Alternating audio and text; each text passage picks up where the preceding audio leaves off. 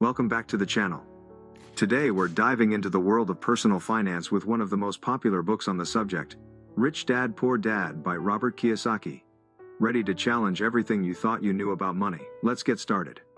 Alright, let's start with the basics. Rich Dad, Poor Dad is a book about two influential figures in Robert's life, his real dad, the poor dad, and the father of his best friend, the rich dad.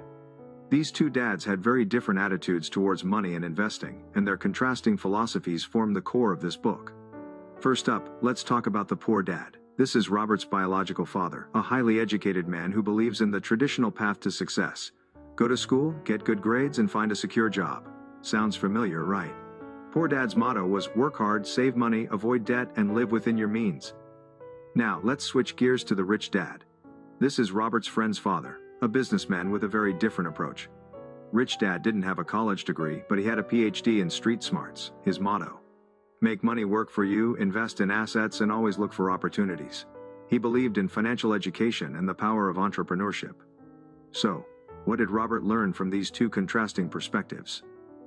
Let's break it down with some key lessons from the book. Lesson 1. The rich don't work for money. This might sound crazy, but Rich Dad taught Robert that instead of working for money, you should make money work for you. The idea is to focus on building and acquiring assets that generate income, rather than relying solely on a paycheck. Think about it. If you're always working for money, you're trading your time for dollars. But if you have assets like rental properties, stocks, or businesses, those can make money for you even while you sleep. Sounds like a dream, right? Well, it takes hard work and smart decisions, but it's possible. Lesson 2. Financial literacy is key. According to Rich Dad, it's not how much money you make, but how much money you keep, and this requires financial education.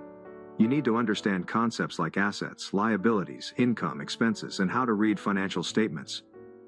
Rich Dad used a simple definition. Assets put money in your pocket, liabilities take money out.